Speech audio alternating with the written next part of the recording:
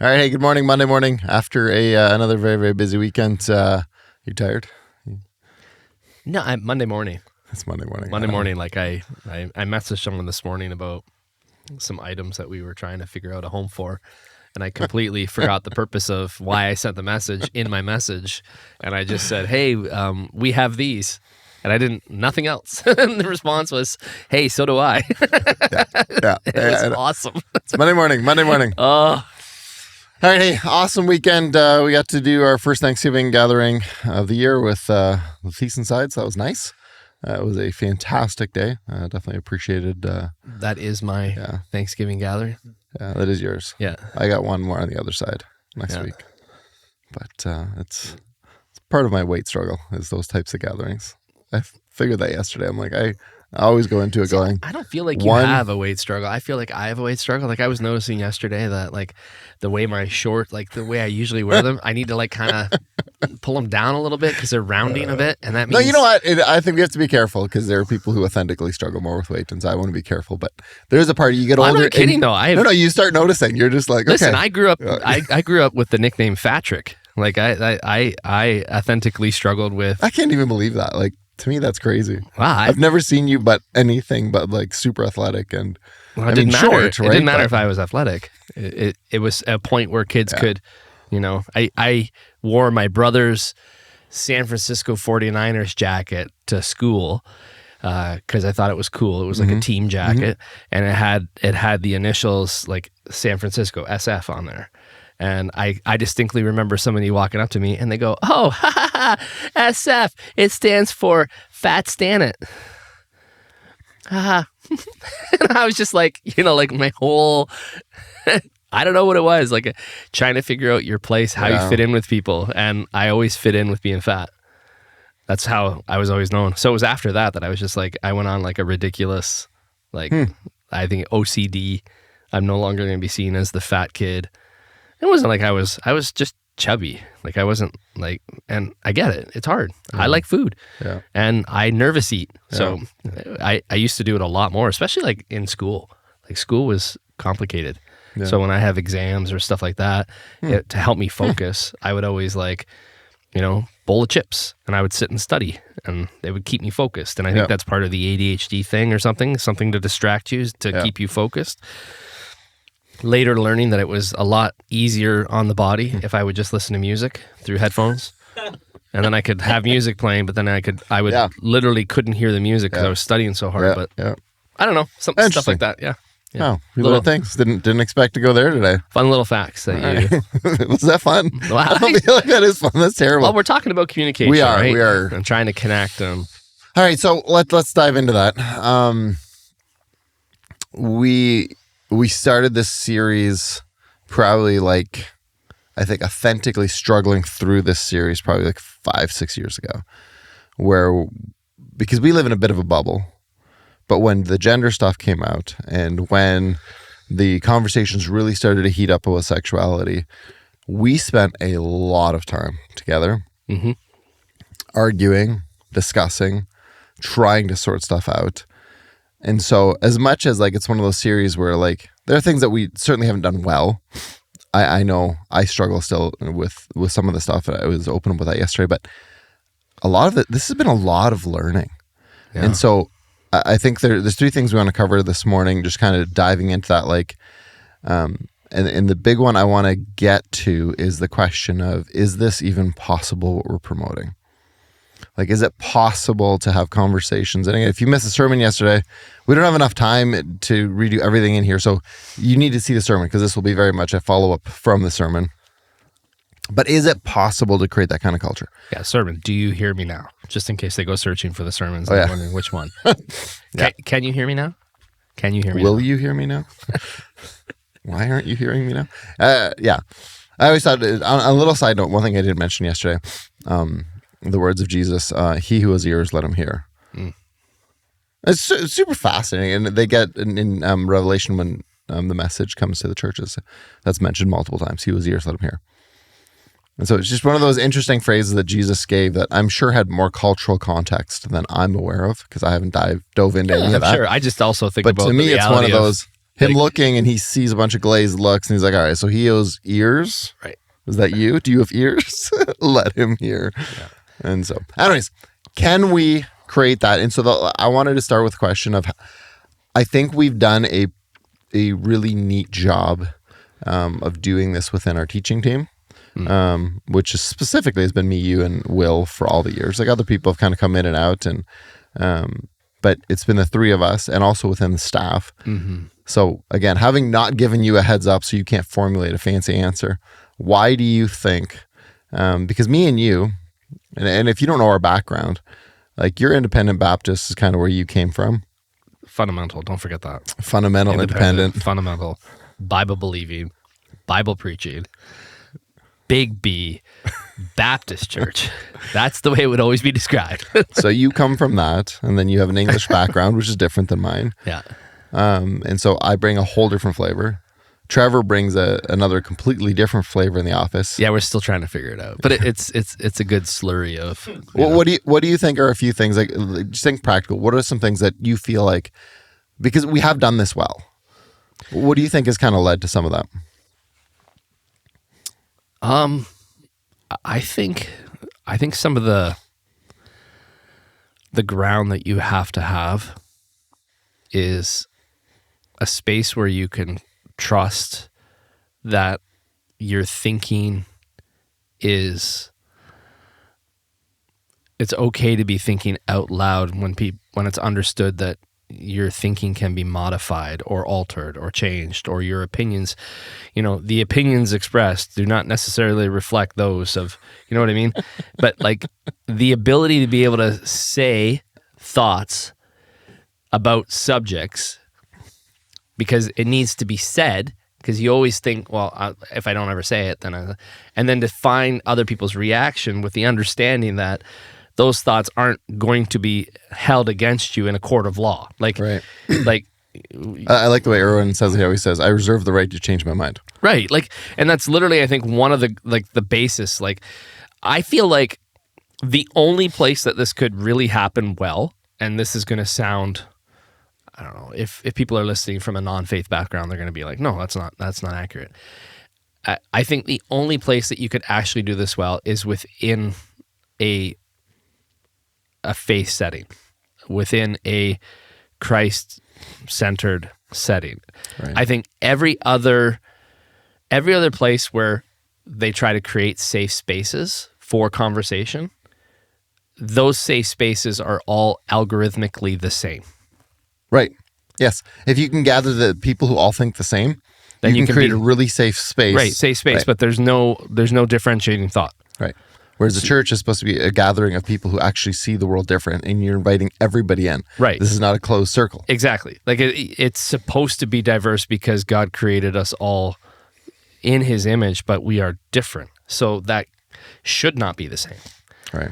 And I think that's the only space, because I think you have to have, I think one of the key parts of the conversation piece is love at the center of it, because love provokes you to speak, because you care for the person that you're talking to. When I look at one of my two boys and I see something that needs to be changed, the only way that happens is if I talk to them. Right. I'm motivated because I want them to have a better outcome to what they're deciding, and I want that outcome not to tear away opportunities from them, but to open the doorway for opportunities. And what I mean by that when I say opportunities is people. Right. Opportunities come through people. And if you cannot connect with people, then you're not going to have opportunities. Right. And so love is at the, one of the core of that is that I think you have to go along with that. I think you have to trust the person that you're talking with. And by trust, I mean trust their intentions they're not there to demean or destroy you, or to make you out to be less than what you are, but trust that what they see in you is something more than what you are, and they see that you can get there. And I think you have to have that in your conversations, because I mean, right away, if my conversation with you, if I share with you an opinion and you instantly go, you dummy, you know, right away, my response, whatever you say, if it makes me feel like I'm a dummy, right, for whatever reason, that leaves me thinking that you think I didn't put any thought into it. right. When really we haven't got to the point in the conversation where I can explain why I've come to this kind of like perspective on it. And I know my perspective isn't full, or else I really wouldn't be sharing it in a way. But I'm trying to like, you know, put it out there and go, what do you think? Like, so I think I think the only place you can really, really, really model honest conversation is environment of trust, love. I think those are key. And I think if we're going to do it well, we have to. And I think the choice of your text, John 4 and the Samaritan woman at the well, is really well suited, because there's a lot of contemporary points of connection to that story that I think is fascinating. You're dealing with race, you're dealing with gender, you're dealing with prejudice. There's and expectation. You're dealing with understanding of faith. You're dealing with, like, there's a lot of like really important points that we can connect in our conversation to what happened there in that story. And I find it interesting. Like, I think there's a lot there that can unfold for us, but yeah, I don't know. Let's go back to one of the things that I think of, like this conversation just this morning. So you revealed something about yourself that I've heard you talk about before and I'm aware of, but I feel like as you discuss some of the weight issues, like I'd never heard that FS story. I hadn't heard some of this stuff. Mm-hmm. So when I say stuff about weight and those types of things, I say it in the context of I've been skinny my whole life and I was in pretty decent shape. And so now I'm just dealing with a bit of an identity thing where I'm like, no, I still want to keep looking good. And my boys rib me pretty good about, you know, shirts being a little tighter in certain parts of my frontal areas. All right. And so that's it. That's my context. Mm-hmm. But now that I understand your context, oh shoot, like that doesn't mean we're going to come to the same agreement with what food should be and with how we should eat or any of that. But it does change my dynamics. And I think that's really a part of the problem that we face, is that we don't understand how anyone got anywhere. So when you think of, I had a conversation with somebody a while ago about Palestine. And I'm not an expert in Palestine. This story isn't about Palestine. It was just about this dynamic. And saying, like, for me, as a kid who lives in Mount Salem, who's never faced any violence, who's never been robbed, who's never like faced any of that, I don't even understand what it would be like to wake up each day wondering if rockets are going to be fired at my neighborhood. Right. Like I don't even understand the concept. And I mean, you don't have to go to Palestine. You can go to Chicago. You go to any of these major cities where people are living and they're terrified. I don't even understand that. So when I talk about a view on gun control, you have to understand, I've never been in a moment where I've felt the need to be protected. So it's one of those things that I feel like, man, we just don't understand where each other's coming from. But based on my background, based on what I've experienced, it makes total sense why I would have the views I would have. Right. But then based on your background and your experience, it makes total sense. So once we can get that, we may not agree, but at least you can have some good dialogue and go, oh, if I was worried about being killed every night because there's so many break-ins and so much theft or whatever the case may be, my views would probably be different. But for me to look at somebody like that and say, you must agree with me, that's insane. And that's where a lot of these conversations happen. And I think the other thing I think with our office, there is so much value in continuing to show up. Mm-hmm. I think early on, between me and you and Will, all of us were aware that we certainly saw things differently. Oh, yeah. But that would never became the focus. The focus was of what we're trying to accomplish. We're trying to teach the church. Did everybody agree that my preaching style was the best? No. Did everybody like Will's? No. Did everybody like yours? No. Like, there's always those things. But I feel like there's something, and I can only say this now that I've lived long enough to say it. like there is value in continuing to show up and keeping the focus on the right things. Right? If we had taken that focus off, like, and you had things you learned from your previous church, like, again, we kind of chirp a little bit, but there's great things that you learned and a lot of who you've become. Like, really unbelievable amount of learning in the context of where I was, like learning about people. Like, I don't think I would have had the theological catch me up. All right. That was necessary for where I was heading. Right. I didn't know where I was heading. I was just saying yes. But that, I don't know if that would have happened in any other style of environment. Right. Like, I literally got like a, hey, if you would have been going to church since you were young, this is what the kind of church would have been like. And this is what they would have done. And these are the songs they would have sung. And okay.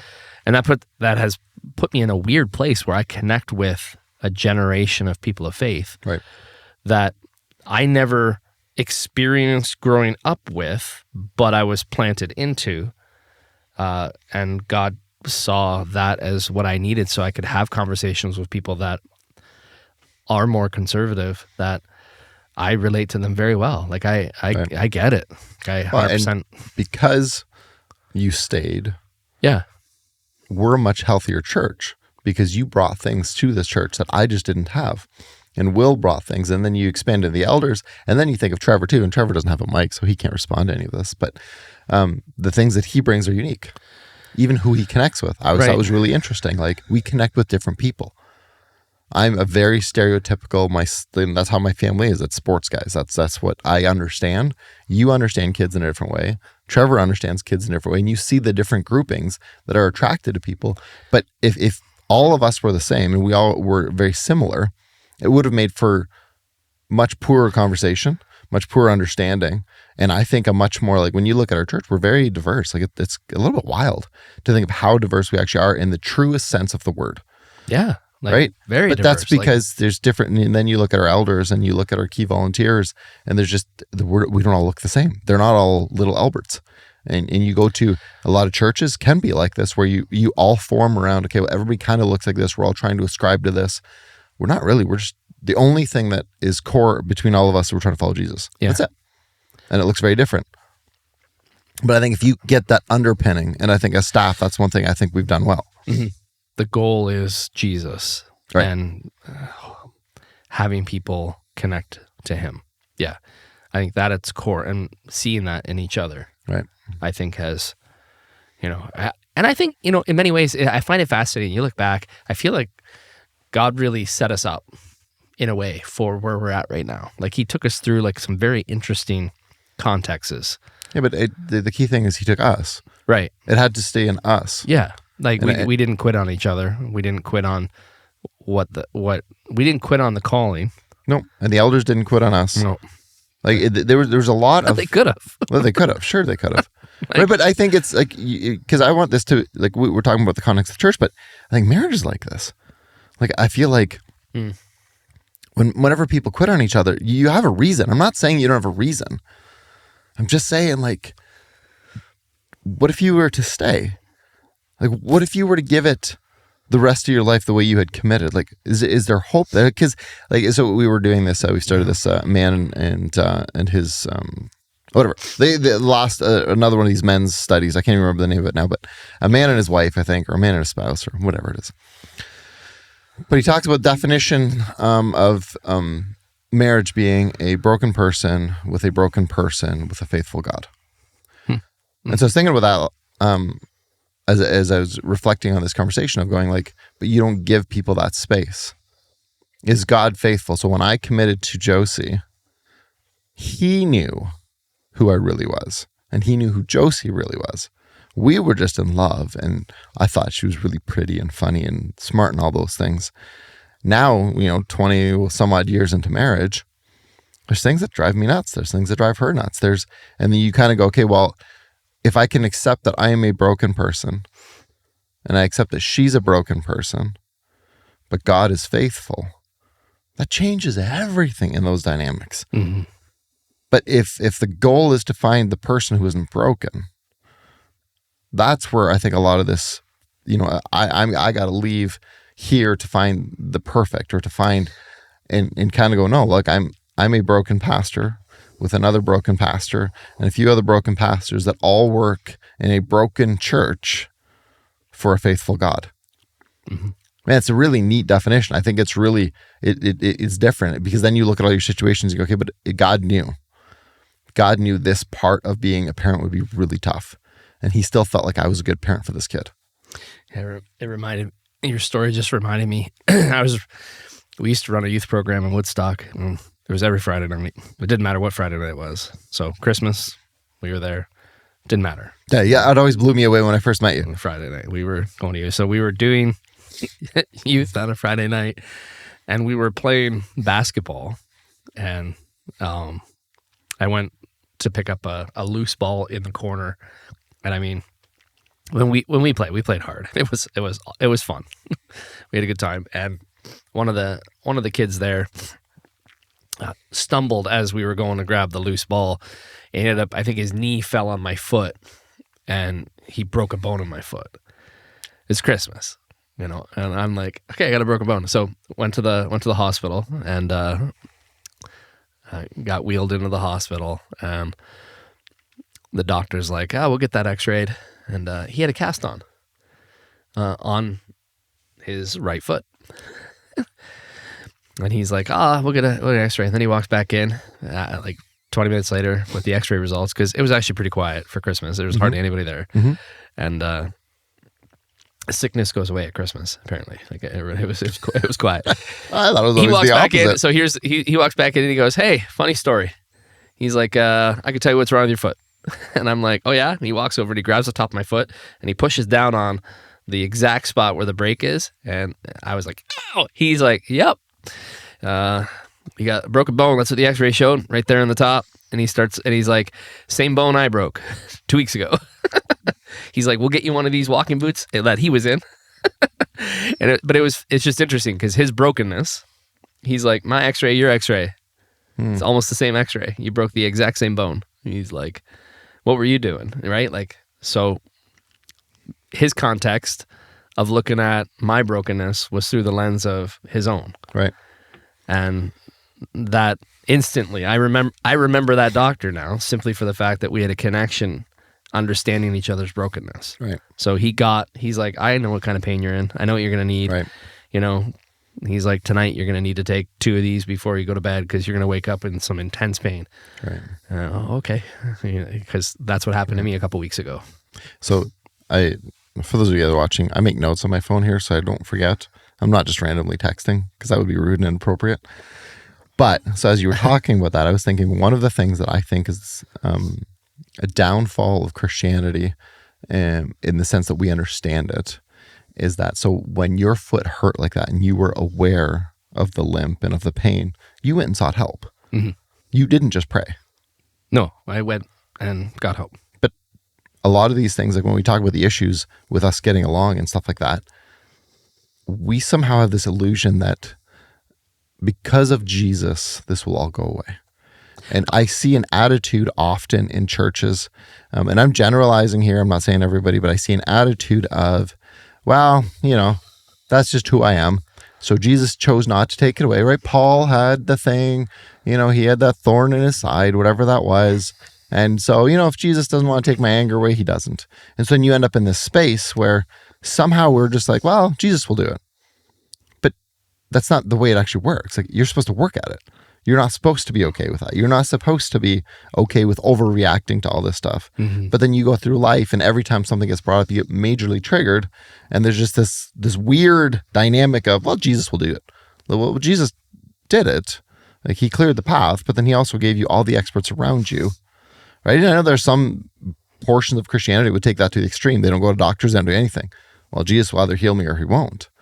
But maybe Jesus gave us counselors for a reason, and maybe Jesus gave us, his scripture for a reason. Like, one of the things he says in there is you're supposed to confess to one another. Well, maybe he knew something about us that goes, man, if you don't develop these kind of relationships, you're going to stay angry your whole life. You're going to stay bitter your whole life. You're going to stay cynical your whole life. And so then part of the problem with, when we talk about how we do this as a staff, one of the things that we've done well is I should back that up. One of the things that this job forces you to do is you're either going to allow yourself to grow or the church is going to move on. Mm-hmm. There's no other way. Like as a pastor, so if I'm going to get caught up in, well, I'm tired of refining, I'm tired of, being pushed to be better. As soon as you get there, there's no reason the church follows you. Like the whole idea is that I'm supposed to be able to lead. And if you're not ahead of anyone, or if you're not, working hard to go, this is where God has led me, there's nowhere for me to go. Can't follow a parked car. Can't, right? And so I think that's just one of those things that when we think about now in the broader context, going outside of just the staff, because a lot of people don't have what we have. They can't show up every day to, discuss, and they don't have, that they're going to work, they're going to their own environment. But then as you think about us creating that as a church, a lot of us already know how we're going to react. Like, so on Sunday, when I talk about the way I react, I really battle to not shut down constantly, especially in conversation with Josie. As soon as there's anything, because I don't really know how to even half the time. Like, I don't really know what to say. And then I also often, if I'm being honest, like a lot of the stuff you're like, well, it's not really worth me even, it's not even worth a discussion. We just obviously see it different. But I know that, and a lot of people know already how they react. And if you never work on that, if you never go, okay, well, I don't want to blow up when this happens. I don't want this. Then it's really hard to create a culture where anybody's going to want to come talk to you. If every time I challenge Patrick, he gives me a snarky response and he snaps, well, he's not going to hell because he did that. But Jesus also said, yeah, you're never going to be perfect, but let's become more aware and say, okay, well, one of my issues, if I'm going to create a church like this, and if I'm going to be a part of it, literally the only person that controls me. Right. We can do some teaching. We can offer, facilitate opportunities. But if you, as we're 300, 400 people, if that's going to happen in this grouping, everybody's going to have to find a way to find a mirror and go, okay, well, what are the things that I already know I need to navigate, I need to work on? And yes, I need to bring to Jesus. Don't get me wrong. There are things you just took away from me that I'm so grateful for. There's other things he's like, no, you're going to work on this. What do you,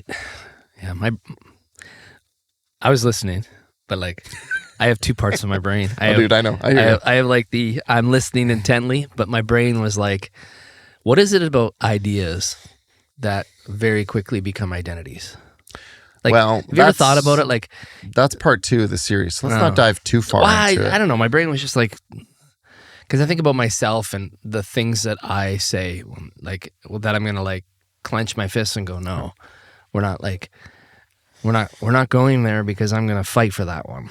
Yep. What is it about that? Anyway, No, I think it's interesting. Like, I do think, when you think of the impact of that identities have had on us, what was it that the truckers' convoy, what was it that everyone identified together with? And then coming, out of some of these other things, how do you show up to a pro-life rally with people who are so different than you in so many different ways, and you would disagree with so many things, but you're willing to pick it? Yeah, I found that very interesting. Right, there's a lot of those things. So identity is really, really fascinating. Yeah. Well, yeah. Like, I think in my brain, like, we're supposed to find that in Christ. Mm-hmm. So it's a singular. Mm-hmm. I feel like a lot of our arguments come down to us trying to protect parts of us that are either misunderstood, broken, we think elevate us to a higher viewpoint over someone else. So when someone attacks that, we actually feel like the playing field gets more leveled. Like, like there's a lot of, because we fight about, gun control. And then we make it into, well, you don't care. You suck as a human because you're going to allow people to die. You know what I mean? Like, but then we fight about things like, so if I hold this position, right, I'm not actually involved in anything that's actually on the ground, but my position is a position that is higher. Right, 100%. So, and then it's just so fascinating, like what we hold to or what we feel like we should hold to. And that provokes us to say things in such a way that totally like destroy the person that's opposite of us. And it's, I think there's something there that is worthy of exploration, but obviously maybe not part of the series. But my brain is just kind of like racing of why I would, I remember getting into arguments about who's the better basketball player. I hated Michael Jordan growing up. He was always winning, drove me nuts, right? But it became arguments with friends in school. Right. I can't believe you think that. Like, how is he the GOAT? Like, Magic Johnson's the GOAT by far. Yeah. It's just interesting of why we dig our heels in to fight about certain things. But yeah, I think that there's a lot there. Completely off topic. My brain is just rolling on different thoughts because I feel like. But then let's the other thing I want to chat about was, you talk about doing that in terms of gun control, in terms of, all that. But part of what I was trying to get across on Sunday, I do that with Josie all the time. I do that with my boys all the time, where I look at them and I go, how could you possibly think that? But then when I coach baseball and I'm looking at these kids and somebody throws different than somebody else, I would never look at them and go, how could you possibly throw a baseball that way? Or as we're doing tryouts, you're looking and you're going, how could you possibly swing that way? You would never think that. You just go, oh, we're identifying where this person is. Right. And so now we're going to give them some tools and we're going to try to help them get to where, they want to be. Rather than being destructive about it, it's more. And we've seen that coaching. There's coaching that's like that. There are coaches who are like that. Yeah. Who, if you make a mistake, they're going to tear your head off. But then you look at you, but that's not really productive, and you're not creating the type of human you want to be.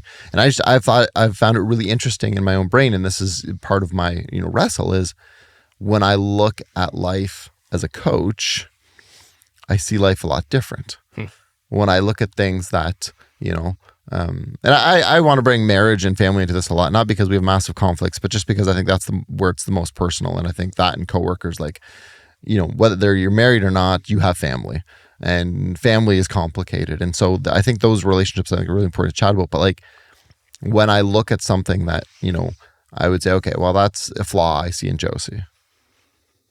Why does my brain go to the defensive or the prideful or the frustrated aspect instead of going, oh, I married a broken person. I knew that.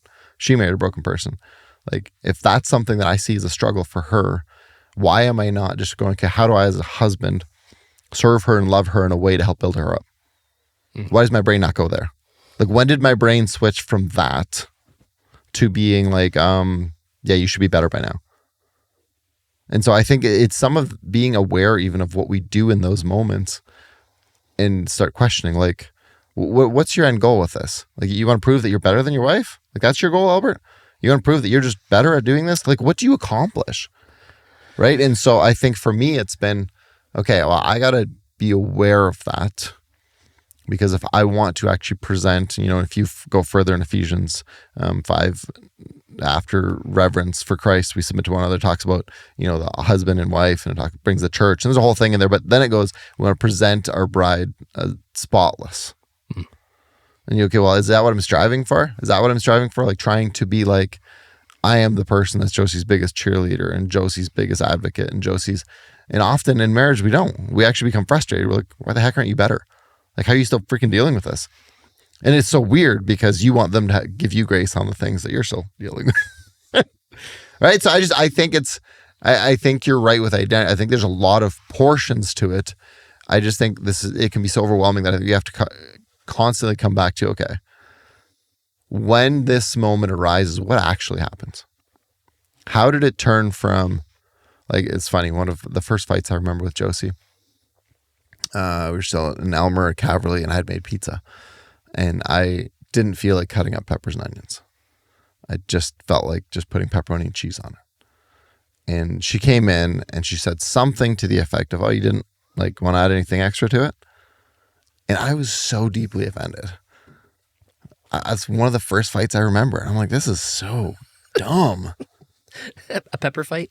That's awesome. Right? A pepper and onion fight. Like, this is what we're dealing with. That sounds right. But the dumb thing was, so in my brain, I was like, okay, so I worked hard to make supper. Don't you come barging in here and tell me I should have had peppers and onions. And all she was saying was, well, normally we put peppers and onions. Were you trying to do something different? Yeah. What I should have said was, well, I'm being lazy tonight, hon. I didn't feel like adding the rest. Laugh and then move on with life. Yeah. But instead, I'm like, you insulted me. Okay, you like, interpreted the statement as a derogatory statement when it was more, what has Ryder been doing? Is it imperative or interrogative? Like a question or a statement? Like he's doing that now, which is hilarious. So then you just kind of go, okay, well, if I'm that sensitive to Josie critiquing my pizza making skills, how do I think I'm the type of person that somebody can walk up to and say, I disagree with this major worldview on you? Like, there's no way I'm going to be able to handle it. And so that's why I think, when you look at what builds good cultures, it's good families. Yeah. Right? If we're going to really go, how do you build a good church? Everybody's going to have to start A, looking in the mirror, and then B, going, okay, well, first we're going to have to start with, can I work on the relationship I have with those closest to me? Whether that's siblings, whether that's parents, whether that's friends, whether that's a spouse, whatever that is, let's start there. If I can't have this conversation with my friends unless they agree with me, then I'm not ready to be able to go, okay, let's get into a space where we can actually have this discussion. Do you think it was always this hot? Global warming? No. Well, I mean, October's been extraordinary. Somebody in church yesterday said we're trying to have a conversation about difficult things. Global warming, that should spark a reaction in somebody. It was global cooling in the 70s. Yeah, well, everybody remembers that. Carry on. I'm old enough to know. Somebody said they were at a beach yesterday. On Saturday, they were like, yeah, our family had a beach day on Saturday. It was so warm. They were telling me that yesterday. I was like, wow, and somebody else said they had their boat out and they were fishing on the lake and it was beautiful and stuff like that. But I hear stories from, like, I've listened to people talk about what it was like to be in politics in the 80s. Mm-hmm. And they would have public debate and then they would go and sit down and have a meal together and talk. Mm-hmm. I see this clip come across my reels and it's Ronald Reagan and I think it's Walter Mondale and I think they're facing off in a presidential debate and they're having a conversation and the person who's asking the questions is talking about Ronald Reagan and his age. He's in his 70s. He's older. And he's talking about age and Ronald Reagan's response is I have no intention of turning this race and using my opponent's youthfulness against him and inexperience. And but the conversations weren't like, it wasn't a vicious attack, right? Like they were laughing at each other in a presidential debate, and like there was a level of, I see you're a human, like. I don't see you as the enemy. Like, I think, where have we gotten so, like, I feel like, that was a good save. I feel like we've gotten to this place where we've been told to view each other as, like, if your thinking doesn't line up with my thinking, then you're less than. Yeah, I disagree with we've been told. I think that becomes a cop-out for a lot of it. I think we are aware of so much right now that everyone is acting under almost a certain level of overwhelm. So in those times, people didn't know what we know now. They didn't know that a bunch of ships on their way to Gaza were taken by the Israeli defenses. And then this happened. And then this happened. And the crime in London, they weren't so, and so we're already on edge. And when you are in a state of, I think overwhelm is too much of a word, but I feel like the majority of the world is. You're in a place where you're like, I don't know what to do. I don't know what to do. I don't know what to do. I don't know how to fix this. I don't know how to fix this. And because there's so much constant negativity, it reveals that our grounding really isn't in the cross. And so I can't speak for those outside of the church, but I can tell you within the church, we do not have the peace we were supposed to have. We do not have the hope we're supposed to have. And so because if you look again, like politics just reflect culture. So they give us what we want because they want to stay in power. That's how politics work.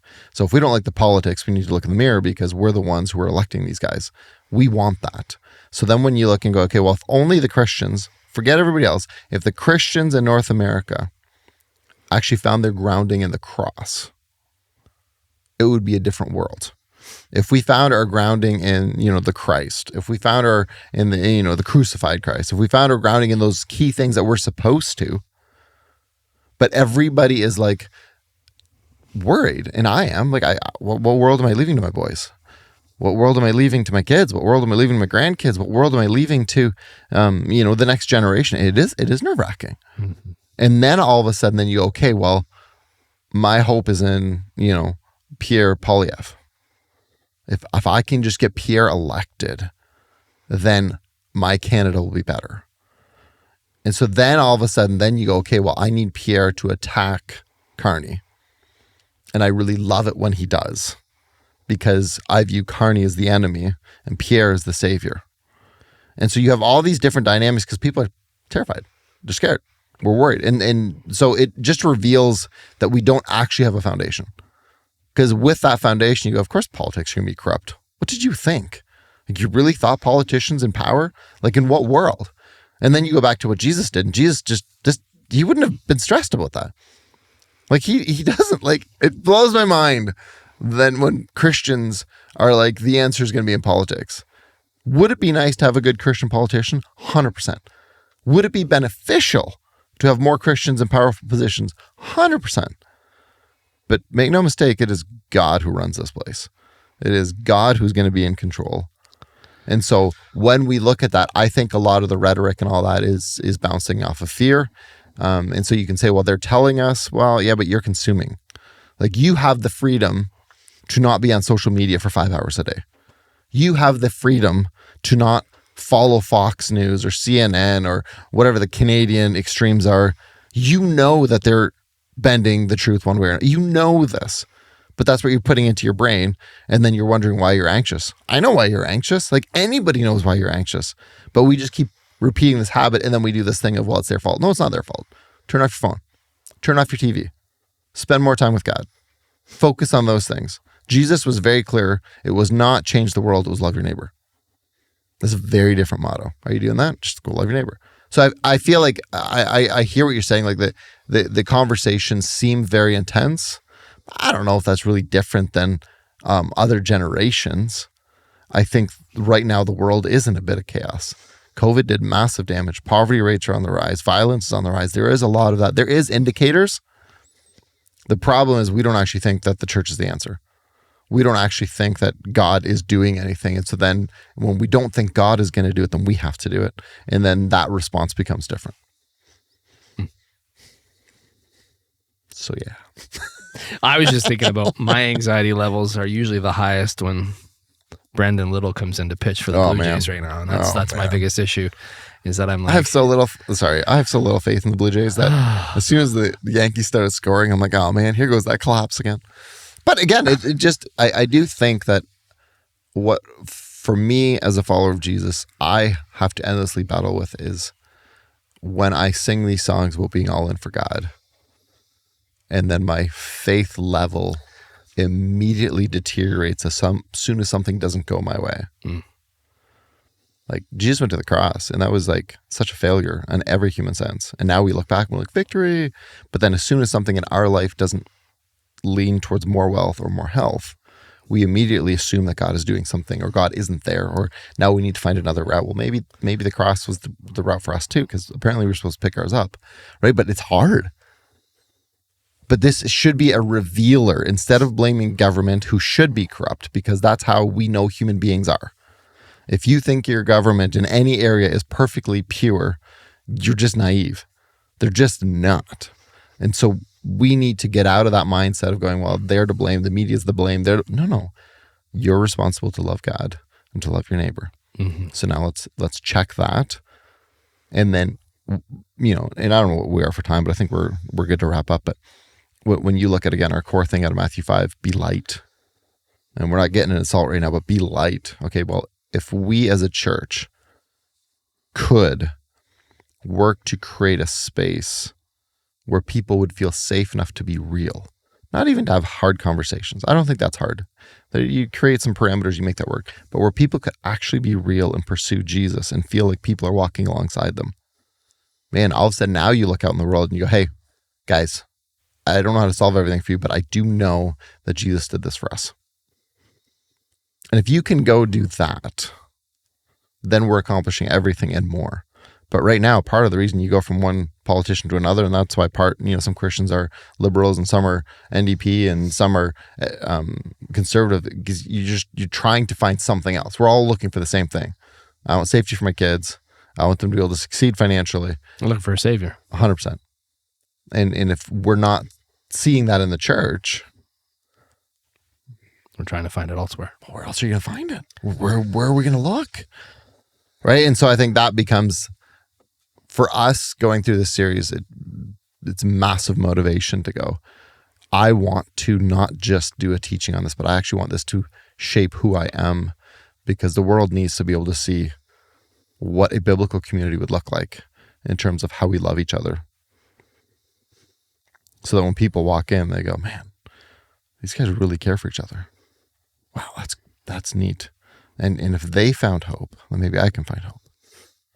Yeah, I think about the verse, out of the abundance of the heart, the mouth speaks. 100%. 100%. So I think having a heart, having a life grounded in the cross, grounded in Jesus, will help our conversation, because what's on the inside will come out. Yep.